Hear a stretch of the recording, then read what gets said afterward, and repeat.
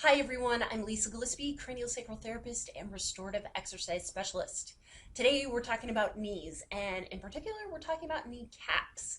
And the one thing that you want to make sure your kneecaps can do in order to decrease knee pain and prevent knee problems occurring down the road. So we're going to look at what you can do to decrease wear and tear on your knees. So the first thing I want you to do is to stand up if you're not already, and with your legs fully straight, your knees all the way straight, I want you to see, can you lift and lower your kneecaps? You have to make sure your knees are straight or you won't be able to do this. So can you lift and lower your kneecaps? If you can't lift them, then they're already lifted, and your job would be to see, can you relax your quadriceps, the muscles on the front of your thigh, enough to be able to allow your kneecap to drop down, which is ideally how we want it when we are going through our day as much as possible. So what's the big deal with whether or not you can lift or lower your kneecap? I'm going to show you. So we have a stand-in for a kneecap, and this TheraBand is going to represent the muscles that run down the front of your thigh or your quadriceps. Quads means four, so you have four muscles on the front of your thigh that come down to the kneecap. They all join together at what's called the patellar tendon. Patella is the other word for kneecap, or the anatomical term for kneecap.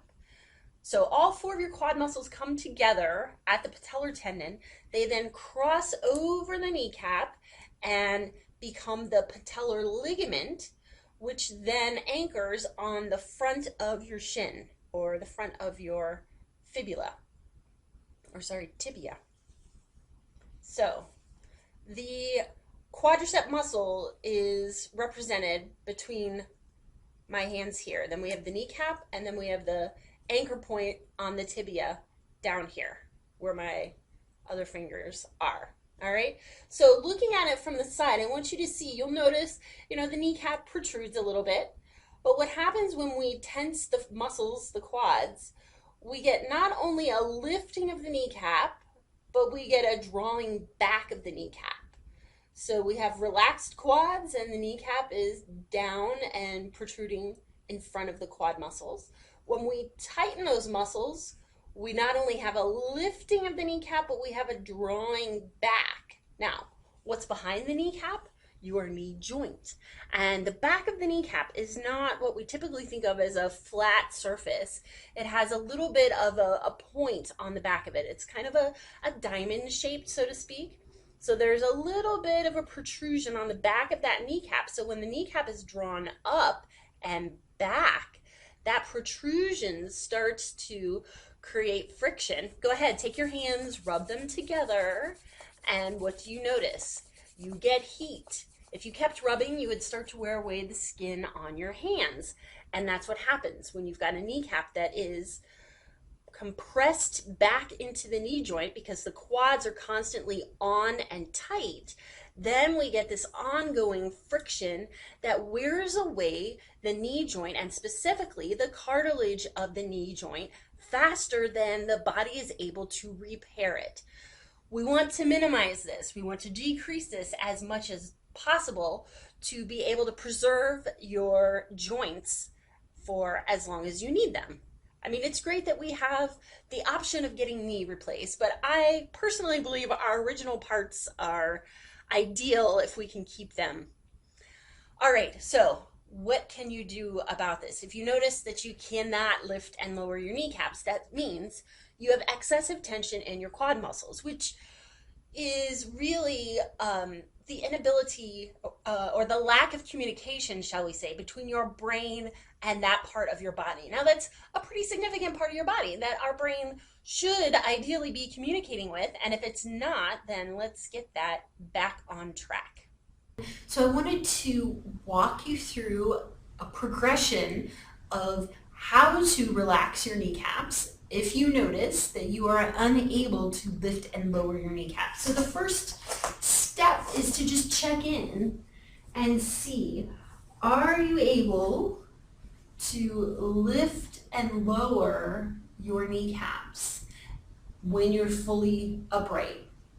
If you notice that nothing's happening, nothing's moving, you're wondering what is supposed to be happening, then that's an indication that your quads are contracted and your kneecaps are already lifted up and elevated. So the first place to start is sitting at the edge of a chair with your legs extended out, knees straight. And the first thing I like to do is just take a minute and kind of jostle the thighs a little bit, squeeze them a little bit, say hello, help to get them on the brain map a little bit. And you can also take your fingertips right at the top of your kneecap and do a little back and forth movement there. And in this position, go ahead and have your thighs resting on your hands resting on your thighs, and see if you can contract your quads and have the kneecaps rise in response, and then relax the quads and watch the kneecaps release down. So you can do that a few times, and you might notice one side is more responsive than the other, and that would be really common. So you're just hanging out with it, practicing getting this movement, practicing establishing this brain-body connection here, lifting and lowering. Once that has gotten familiar to you and you can do it on command, which could easily take a few days or happen over a week, would not be unheard of by any means, then you can progress over to the wall.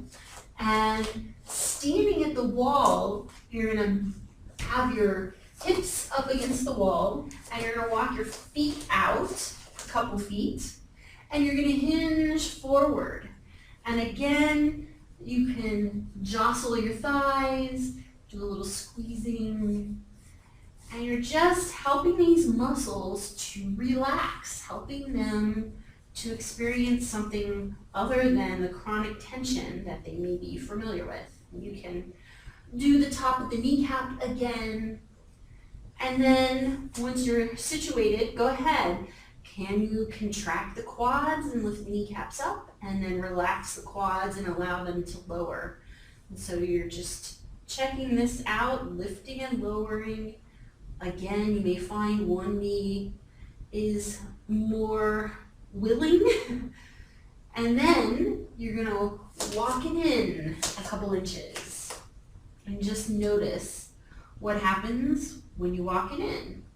And you're going to find the point at which things stop happening, and that's going to be your working edge. So you're going to hang out there or even back up a little bit, take a step back, so to speak, get the movement reestablished, and then creep forward a little bit more. So I'm bringing my feet in, and you can also, as you do this, progress and bring your body more upright, your torso more upright. So again, we're lifting and lowering, contracting the quads and relaxing the quads.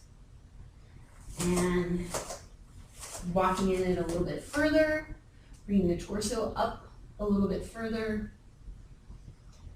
And then you're progressing to the point where you can be fully upright, torso stacked over your pelvis, and lift and lower your kneecaps. Once you have achieved this, the next step then is to progress away from the wall, and notice, can you duplicate this movement, replicate this movement when you are fully supporting your body, and you want to double check that your pelvis is stacked back over your feet, over your ankles in particular. If the pelvis drifts forward, the quads have a tendency to be recruited to help stabilize. Also, you may find as you back the pelvis up, if you don't have a lot of strength yet in the glutes and the hamstrings to help stabilize you, you may find the quads lifting up to keep you from falling back. So back it up to the wall. Let the wall do the work so the quads can experience what's it like to be in this position and not have to grip and clench, but instead be able to relax and allow the kneecaps to relax in response. So it's this back and forth. of developing the strength so that other muscles can support you other than just your quadricep muscles.